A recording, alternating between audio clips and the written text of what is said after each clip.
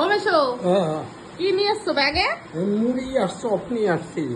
মুড়ি আর চপ? হ্যাঁ, ওই যে কই দেখি, দাও তো। এই যে মুড়ি আর মোচার চপ। মোচার চপ কই, খোলো দেখি মোচার চপটা, দেখি কেমন।